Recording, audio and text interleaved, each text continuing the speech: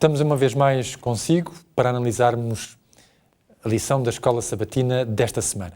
Vimos nas duas últimas semanas como o Espírito Santo foi importante na revelação e na inspiração da Bíblia. E vimos na semana passada como a sua ação foi também determinante nos momentos particulares da história da salvação, como fossem a criação ou o santuário no deserto. E é também importante na forma como o Espírito Santo tem glorificado a Jesus Cristo. Na lição de hoje, nós vamos analisar a divindade do Espírito Santo.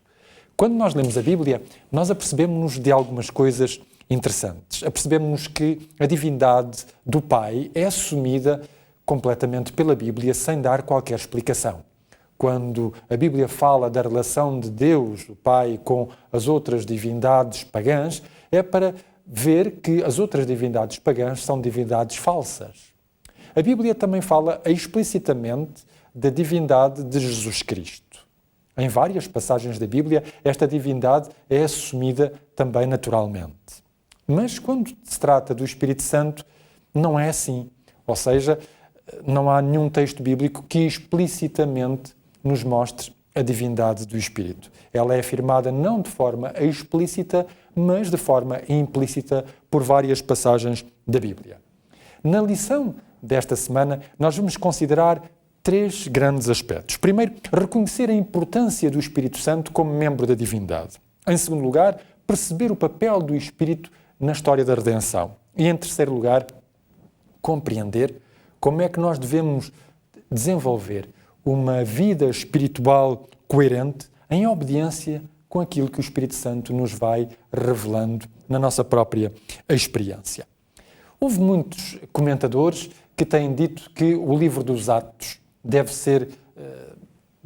poderia ter o título de Atos do Espírito. E é verdade, porque o Espírito Santo é aquele que vai comandar, digamos assim, toda a atividade dos apóstolos e da Igreja primitiva. Desde o momento em que Jesus Cristo ascende aos céus, e diz o livro dos Atos que Jesus deu mandamentos à Igreja através do Espírito Santo. Portanto, desde esse momento que nós vemos que o Espírito Santo vai estar presente na eleição do substituto de Judas, vai estar presente na eleição dos 7 diáconos, vai estar presente na espetacular pregação de Pedro no dia do Pentecostes e através da qual 3.000 pessoas foram convertidas, vai estar presente e vai dirigir o primeiro concílio de Jerusalém, fazendo com que a Igreja se mantenha unida quando tudo parecia, digamos, fazê-la dispersar. O Espírito Santo é realmente o agente aglutinador da Igreja. É ele que vai sugerir à Igreja de Antioquia para escolherem e para separarem o apóstolo Barnabé e ao apóstolo Paulo para a obra que lhes vai ser dada no campo missionário. Não admira por isso que no livro dos Atos, no capítulo 5 e nos versículos 3 e 4, no caso de Ananias, Pedro vai dizer: Ananias, por que encheu Satanás o teu coração para que mentisses ao Espírito Santo e retivesses parte do preço da herdade? Guardando-a não ficava para ti, vendida não estava em teu poder, porque formastes este desígnio em teu coração. Não mentiste aos homens, mas a Deus. Se nós recordamos, o que aconteceu com Ananias foi que eles decidiram vender um campo e, portanto, ao princípio tinham como intenção dar todo esse valor à Igreja, mas depois decidiram reter, mentindo aos discípulos, mentindo aos apóstolos, sobre o valor da venda. E daí que o apóstolo São Pedro vai dizer justamente a Ananias: Ananias, tu mentiste a Deus. Mentiste ao Espírito Santo, mentindo a Deus.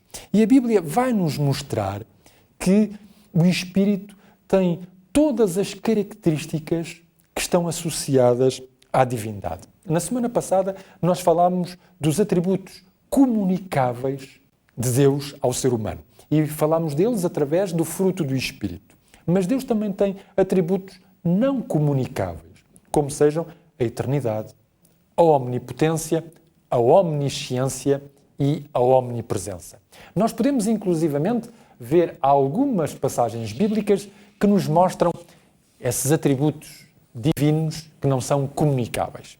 Por exemplo, nós temos em 1 Coríntios, no capítulo 2, e nos versículos 9 a 11, Uma passagem que nos diz, mas como está escrito, as coisas que o olho não viu, o ouvido não ouviu e não subiram ao coração do homem, são as que Deus preparou para os que o amam. Mas Deus nos revelou pelo seu Espírito, porque o Espírito penetra todas as coisas, ainda as profundezas de Deus. Numa outra passagem da Epístola aos Hebreus, no capítulo 9 e no versículo 14, que nos fala acerca da eternidade do Espírito, diz-nos: quanto mais o sangue de Cristo, pelo Espírito eterno, se ofereceu a si mesmo imaculado a Deus, purificará as vossas consciências das obras mortas para servirdes ao Deus vivo. A omnipotência do Espírito é assinalada na Epístola aos Romanos, no capítulo 15, no versículo 19, e que nos diz: pelo poder dos sinais e prodígios, na virtude do Espírito de Deus, de maneira que desde Jerusalém e arredores até ao Ilírico tenho pregado o Evangelho de Jesus Cristo. Temos também outros exemplos que nos mostram que o Espírito é de origem divina.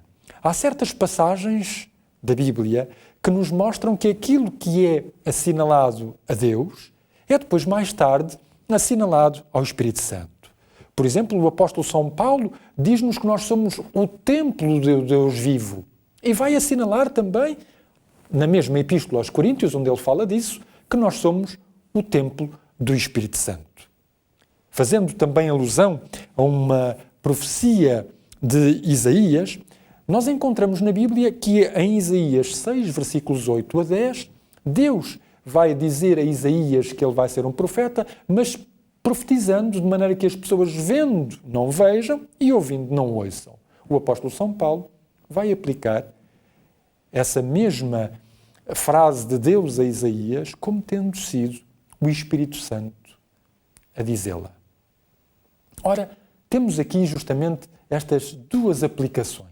Textos que nos mostram que o Espírito possui qualidades divinas e textos que nos mostram que aquilo que se diz acerca de Deus numas passagens é dito acerca do Espírito Santo noutras passagens. Temos também um papel importante do Espírito Santo na redenção do ser humano.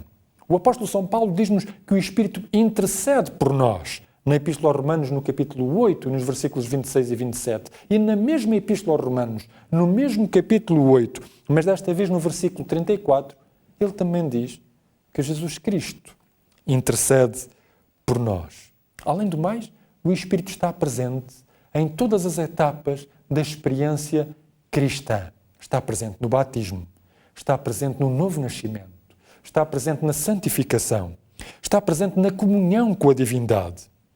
Portanto, a função do Espírito é fazer com que toda a vida espiritual do crente esteja centrada em Deus. Como vimos, a Bíblia dá-nos suficientes evidências da natureza divina do Espírito Santo. Temos, porém, que compreender que quando falamos da divindade, estamos a falar de uma realidade que nos transcende e que será sempre um mistério muito para lá da compreensão humana. A Bíblia não nos fornece uma teologia ontológica da divindade, mas sim uma teologia relacional. Ela não se interessa tanto em explicar-nos o que nos seria difícil de compreender, mas está mais interessada em mostrar que Deus o Pai, o Filho e o Espírito Santo são acessíveis, relacionáveis e comunicam-se connosco. Ao habitar connosco, o Espírito traz a presença de Cristo à mente e à experiência da vida do crente. Desta forma, a divindade está envolvida na nossa experiência cotidiana, procurando tornar a nossa vida mais plena, a nossa experiência mais satisfatória, a nossa esperança mais firme, a nossa felicidade mais completa. É este o meu desejo para si nesta semana.